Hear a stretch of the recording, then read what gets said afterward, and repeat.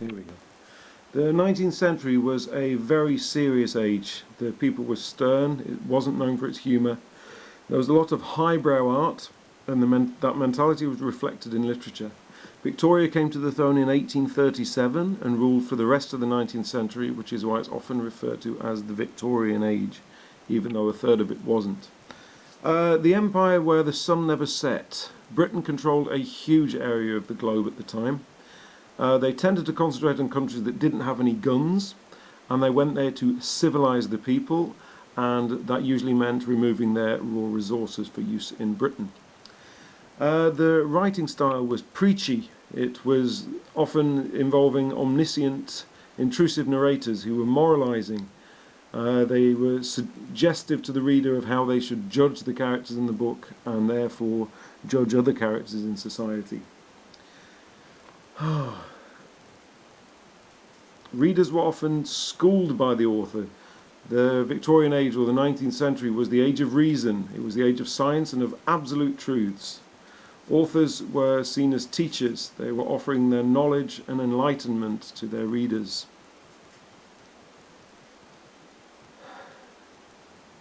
Literary realism was popular in the 19th century. The stories were realistic. The situations and the characters were realistic. There was less fantasy in these kinds of books. Middlemarch by George Eliot is considered the primary example of its genre by many people, though long before her Jane Austen was writing in a similar style. There was social criticism in the 19th century. Writers such as Dickens were very, very critical of the situation in which many people in the country lived. Millions of people lived in terrible poverty. It was a time of social upheaval and change. You had children in chimneys, and many people were destitute and abandoned to their fate. Child labour in factories, children losing arms, terrible things happening. There was a new urban poor. They lived in terrible living conditions. Victorian values didn't have a problem with this, as the cities became polluted and the people lived awful lives and children froze in the street. They were much more worried about ladies showing their ankles.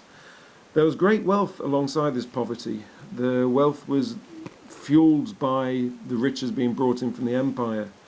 There was extravagant spending and great displays of wealth, and very little care or attention given to the Dickensian masses, except in his novels. It was an age where Gothic novels were also popular, with their supernatural themes and ghosts and ghouls and all sorts of excitement.